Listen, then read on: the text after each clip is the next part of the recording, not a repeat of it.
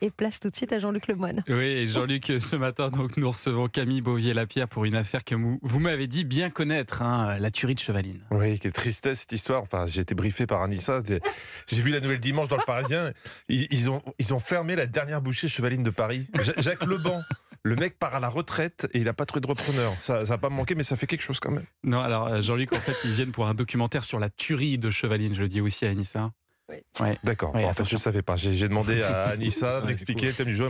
Elle m'a juste dit la boucherie Chevaline, c'est une tuerie. Je suis désolé, c'est pas moi, c'est Anissa qui est pas fiable.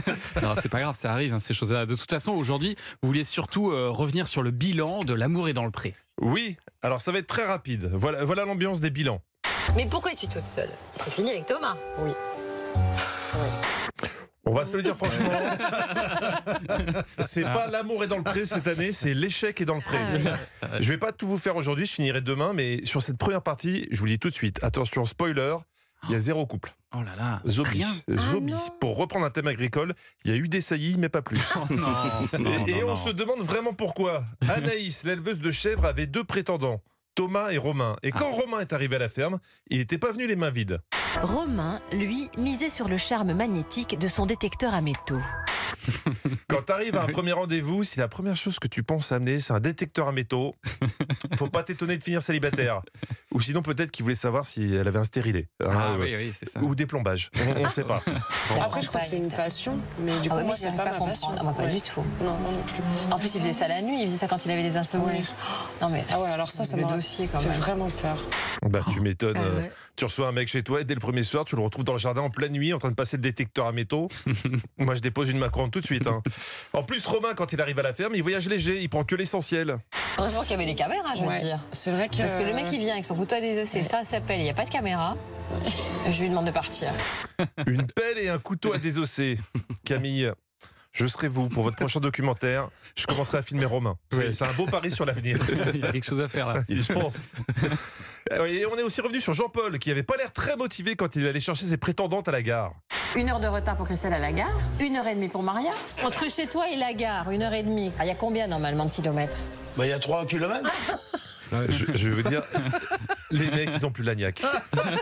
Ça fait des années que M6 leur ramène des filles à la ferme, ils font plus aucun effort. Avant, ils considéraient l'émission comme une chance, maintenant, ils pensent que c'est le Uber Eats du cucu. Même Karine Le Marchand est obligée de reposer les bases.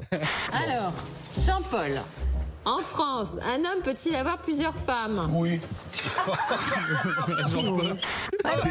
Ça va, des enfants gâtés. Le gars, avant l'émission, il n'en avait même pas la moitié d'une, maintenant, il en veut 4. Après, faut pas vous étonner d'avoir ça. En 2 phrases, le résumé de l'histoire de Jean-Paul et Maria. Maria est bel et bien devenue pour Jean-Paul le soleil de sa vie. Tu es mon soleil et mon âme sœur. Nous ne sommes pas compatibles. Et donc, je suis content de finir cette histoire. Tu me conviens plat. Voilà. Tu me conviens plat. La puce révélateur, il la voyait comme un gigot. Pour Roméo, le champion du cri de cochon, vous vous souvenez? Ah oui, bien sûr. Ça s'est mal fini avec Sophie. Et franchement, on se demande pourquoi. Après, je suis pas parfait. Je suis très maladroit. Donc voilà, quand ça s'est fini avec Sophie. Et ça, Oui, tu lui as dit qu'elle était grosse et vieille. voilà. Ah oui, ça peut jouer. Oui, dire à sa prétendante qu'elle est grosse et vieille, ça peut être considéré comme une petite maladresse. Ou une réflexion d'abruti, c'est selon. Ce qui est formidable, c'est avec cette dernière partie, c'est la première partie des bilans, c'est qu'à peu près tous ne se sont pas bien comportés, mais ils ont toujours une excuse en béton. Tu t'es pas intéressé à elle? Ouais, peut-être. Je m'en suis pas rendu compte de ça.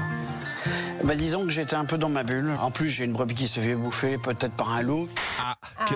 Excusez-moi, mais quel rapport? On dirait moi quand j'arrivais en retard à l'école. Je suis désolé, mais ma grand-mère vient d'accoucher. Oui, elle a 75 ans. Et, vous imaginez notre surprise. On a aussi eu des nouvelles de David. Est-ce que vous vous souvenez de David? C'est cet agriculteur qui n'avait pas reçu de courrier qui avait ému Anissa l'année dernière dans Culture Média. Des fois, je parle très très vite. En plus, t'as la langue un peu qui zozote. Est-ce que c'est peut-être ça qui les fait peur? Il est très mimi en plus. Absolument. Il va recevoir au moins une lettre d'Anissa. Oui, ça c'est sûr. Bon, là on arrive au bilan, donc on voulait savoir si Anissa avait tenu promesse ou si elle avait encore une fois usé de son magnétisme pour briser un cœur tendre. Nous sommes aujourd'hui au bilan de cette saison Puis t'as peu vu, évidemment. Oui, on m'a peu vu, oui. Malheureusement. Car Anissa Haddad ne devait pas avoir de timbre. J'attends toujours sa lettre à cette ordure. On peut pas jouer avec les sentiments des gens comme ça, Anissa. Ah ouais. Bon, je vois sur la station Europe 1, envoyer un détecteur à métaux à David pour qu'il puisse au moins se détendre dans le jardin. La suite demain.